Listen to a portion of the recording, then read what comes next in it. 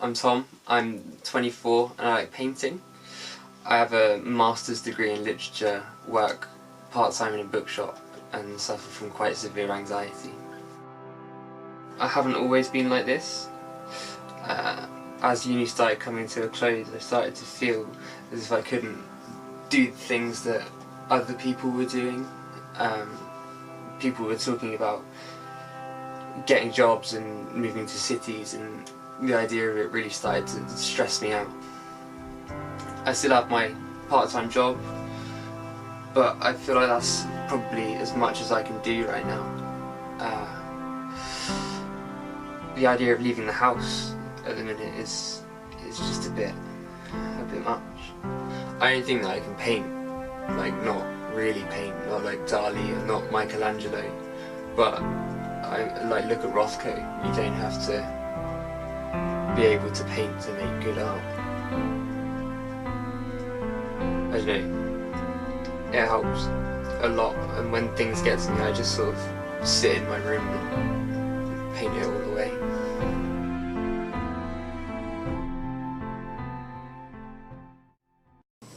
So do you want to take the dogs for a walk?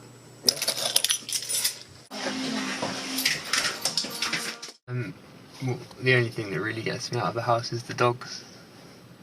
I don't know, just come to the park with them and walk around for a bit, but aside from that it just still gets a bit too much, really. Would I ever get my art into an exhibition? I don't think it's good enough for that, really. I don't know, maybe one day. I don't know, me and Tom was speaking about going to China and teaching over there, but I got so bad that I just don't know if I can do that right now.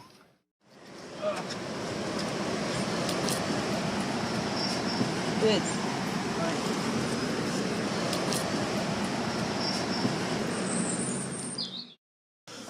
So, I'm just gonna see if I can try and find anything about getting my work in the Turner, which is a local gallery, but it doesn't look like there's anything on here, so I think that I'm gonna have to maybe call them. I don't know if I'm okay with that. Okay.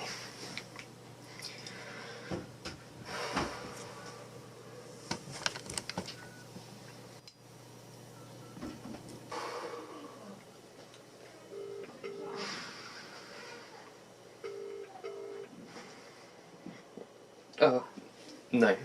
Okay.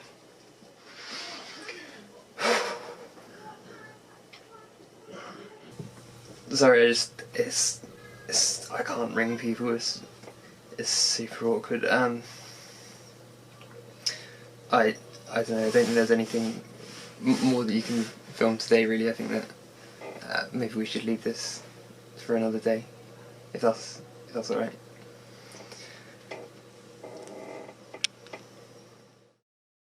Do I like his art? I don't think it's about the art. I think, sure, it helps him, but I mean, it's not really getting him anywhere, or us anywhere. I'm working full-time trying to get to a point where we can move in with each other, and he's just sat in his parents' house painting pictures of blooming faces. We've been talking about moving to China and teaching English for what, about 2 years now? But he's so stuck in his paintings and able to see past anxiety, I don't know if it's going to happen anymore. So this is Margate. Quite like it here. I come here to sort of take pictures and just to think, really, and sort of reflect on things. I think that I'd probably miss it here if I went to China. But I don't know, maybe there'd be somewhere similar. No, maybe it'd be too busy and I wouldn't want to go out. It's quite busy here today and it's not the same. That's the Turner over there. I was thinking about what you said the other day, and I think that maybe I will try and maybe see if they'll exhibit some of my art. I know that they do local exhibitions and stuff. I think that maybe that would be a good idea. I don't know.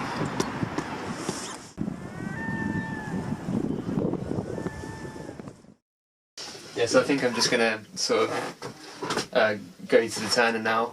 I can't phone them, it's just not gonna happen. So I think that if I just sort of go in there and see what they have to say, then that'll probably be the best thing now.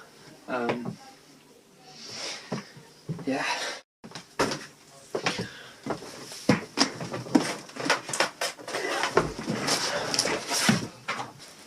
So I think these ones will probably do. I don't want to take all of them because I just look fucking ridiculous.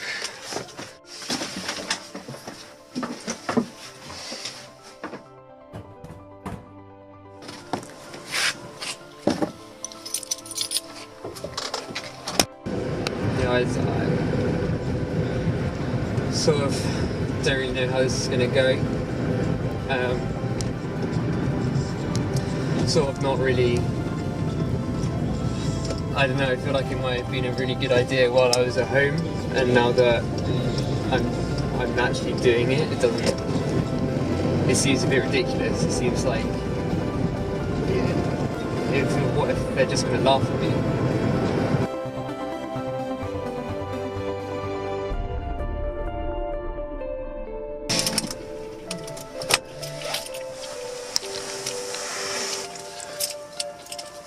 I don't think I can do it.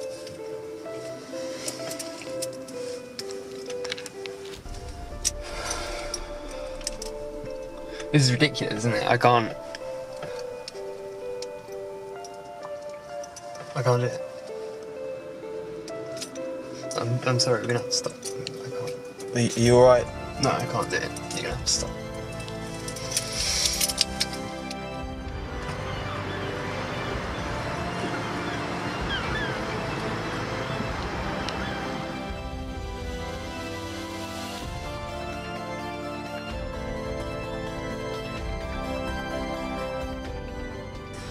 We're hoping to get to China by June, and well, we've both finished our courses so we can teach English, and we both started looking for jobs, haven't we?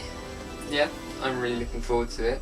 I figured it was sort of time to get myself out of the rut I've been in, and you really helped. I don't really feel the need to paint as much anymore. I'm feeling a lot better in myself, and you know, I'll still do it, but not as much, I don't think. Maybe you'll find some inspiration in China, eh? Maybe.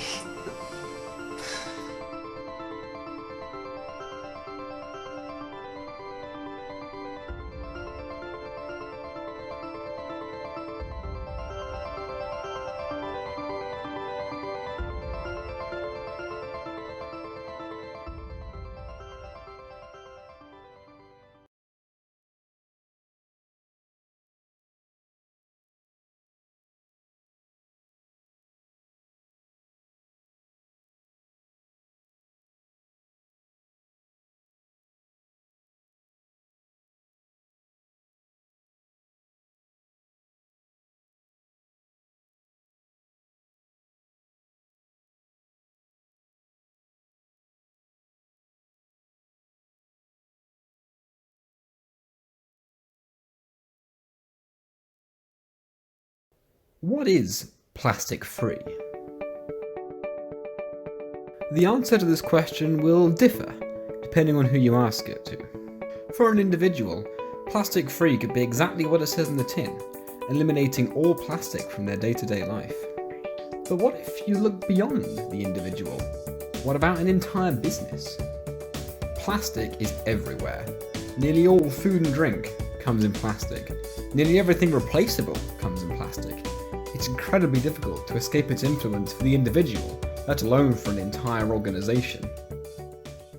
But what if a guest house tried to do just that?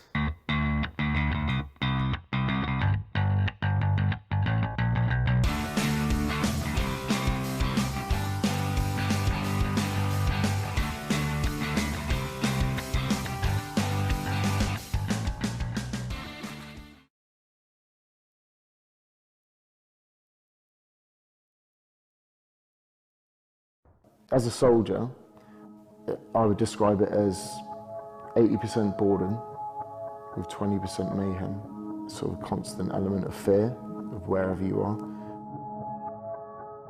I originally joined when I was 16 years old, straight from school. As a boy, boys like toys and soldiers, don't they? Probably about 12, 13, I went to Lympstone Commando for an open day, fired a rifle, and I remember when I did that, I just sort of fell in love with sort of weapons, and I just wanted to do more. My granddad did national service, but apart from that, it's not been a commonplace thing. Mum's a mum, so she probably had her trepidations. My dad, to be fair, was, if it makes you happy, then that's what you need to do.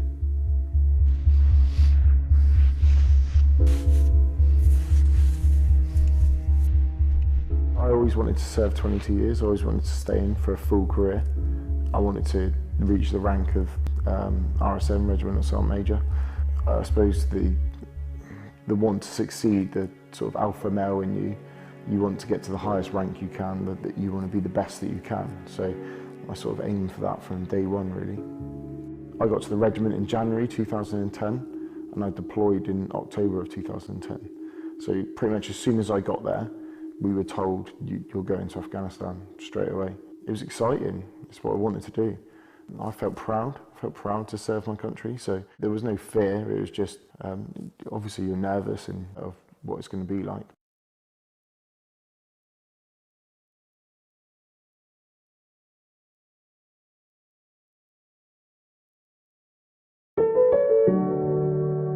Hi, my name's Cressy and I have acute myeloid leukemia.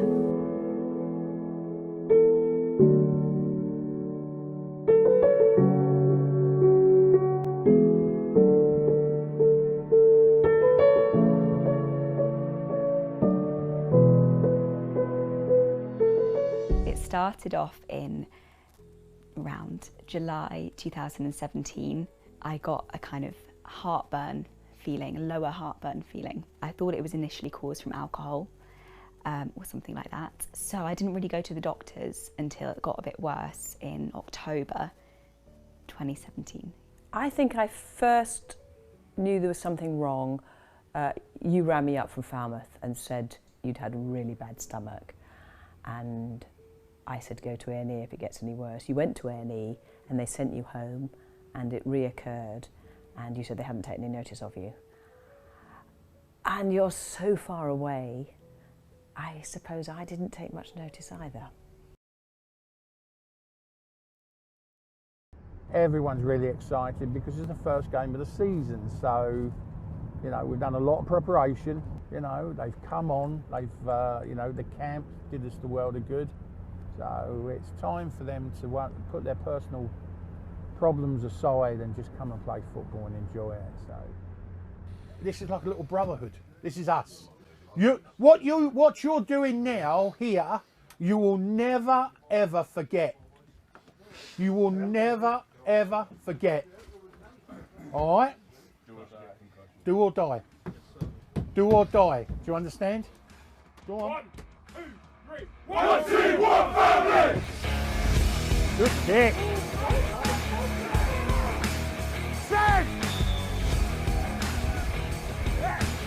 Well done.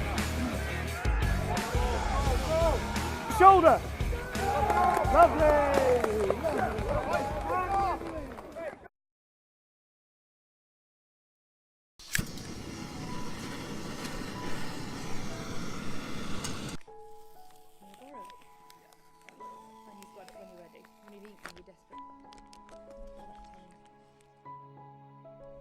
I'm finding this really hard because the constant pushing up off my right leg, my sacroiliac joint has locked up, and it means that every time I put pressure through the right leg, it is excruciatingly painful, and I have to keep stopping, and I'm getting really mad at myself for stopping, but I can't do anything but stop.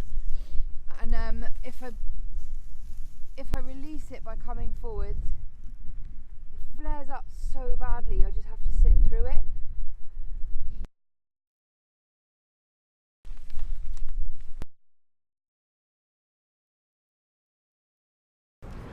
So I've been sat here for about an hour just drawing. I had one person mumble and say something which I didn't really understand what he said, but other than that people have just looked and not really done anything or said anything. Kind of the reaction that I thought would happen, it just makes me think of other people who are actually homeless and who actually need maybe somebody to talk to, and nobody's stopping and saying anything. Yeah, it's sad.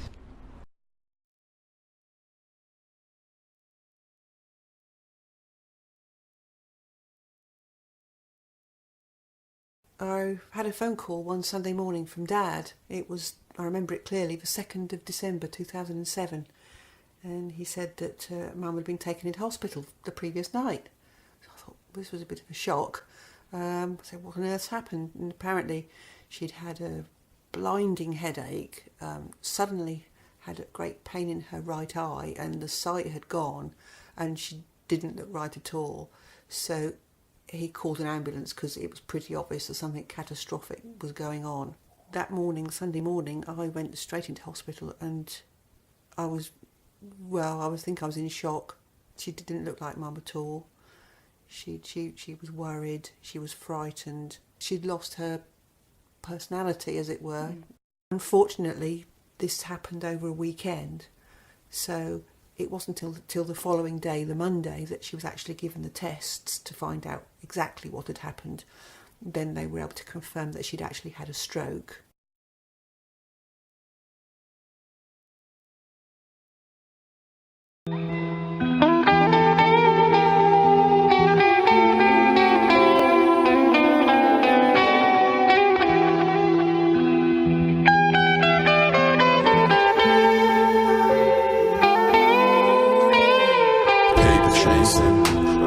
Paper chasing me while I'm educating. Mindsets waving like a plea. I said it's so frustrating. The student finance is overrated. My negative balance is understated.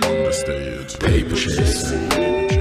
Haven't got the money to make it. I'm watching the days go past me by. Another month's rent's coming and that's not right, cause I've only got enough to feed me for the night. This student finance is a hell of a sight. Said I'm an eloquent guy with my lyrical mind. I've been spending for time. I shot a Benz on the side, but I'm not playing with fire. I don't wanna spend it inside, cause the trap and the hustle that's inside me, living on the line, that's a virus. The problem is life is so pricey, it's icy. People wasting money on classes, asses in the air like I'm fasting, passing up on the hardship, asking, come take a walk, stop darking, come get lost in my mind, come get clocked, what's the time? Hi.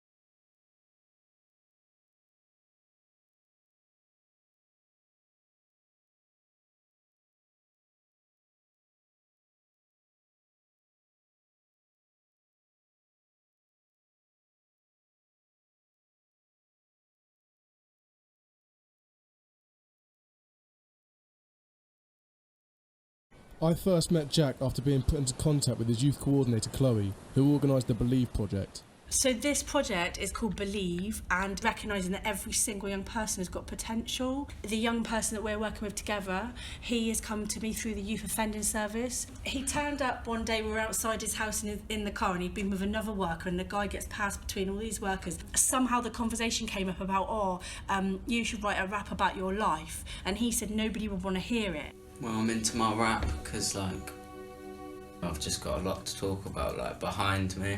My story could, mean something to, all the youths about. Secretive about his childhood, Jack fell in with the wrong crowd at the age of 10. I used to hang around with, all the elders. One of my first offences I can think of on the top of my head was arson when I was 12. Just, silly things, setting little fires and criminal damage and stuff like that. In conjunction with reasons Jack wished to keep to himself, he was moved away from his mum and family. So I was moved up to Sussex, and that's 300 plus miles away from Cornwall. I'd say 12 or 13. In our first meeting, we discussed music mostly and offered my skills as a producer to help bring the idea of making a rap song into reality. Jack agreed to start meeting twice a week to complete the project, and our first session, I introduced him to the production hard and software and began to brainstorm lyric ideas. What did you say this does? So yeah, you can do all your drum stuff on here as well. Is that like one of them dubstep touchpad things? Yeah, so you can use it for the same thing as like. And if you go on like something like synth, this is where you can get like your music stuff and like your bass and that. What is it, like soundboard? Yeah, it's like it's basically where you get your sounds from. So like, just go through, mate. Can you get gunshots on that? Nah, but I have got a gunshot somewhere. Have you? We could put some in the track if That's you want, what mate. I want. Yeah. Because it sounds pretty sick. Yeah, man, definitely. I think we should start getting some bars down. Yeah.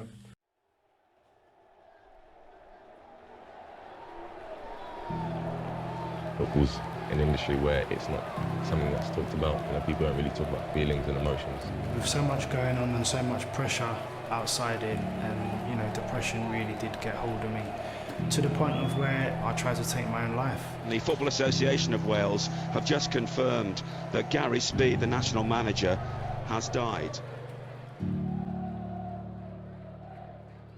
Football is a game of extreme highs and lows.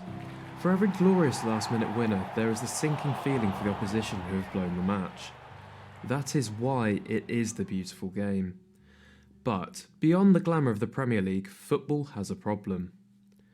While many players may be getting paid big wages, many footballers, past and present, are dealing with serious mental health issues.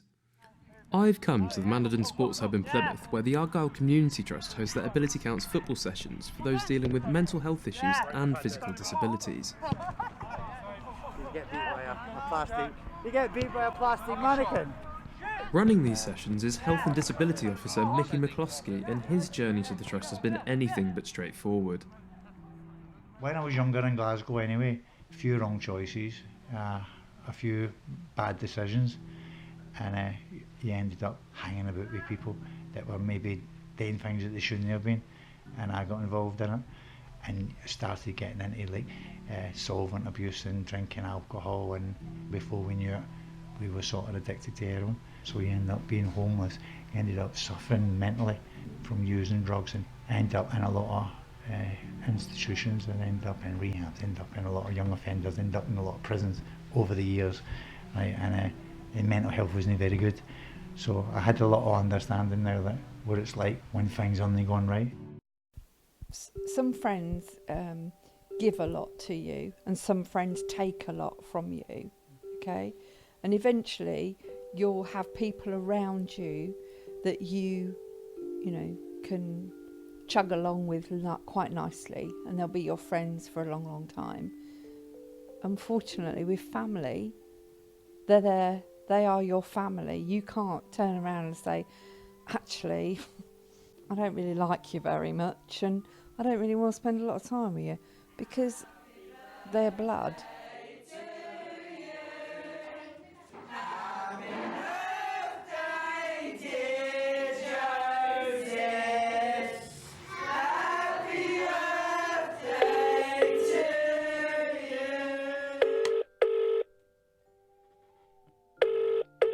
Hello? Hello, you alright? How you doing? You alright? Yeah, I'm alright. Good day. How'd you go to Dennis this morning? Went swimming tonight. I wanted to discuss what we spoke about a while ago, and if you still wanted to come and find out about, you know, what happened on Boxing Day. Boxing Day, December 2011. My family was preparing for relatives to arrive for a yearly event at our house in Ferndown, Dorset. I spoke to my mum and my dad and casted their minds back to that day. I was 10 years old when I found out about my dad taking his own life. Dad always said to me, he said, you don't need to worry about this because in 20 years' time there'll be a cure.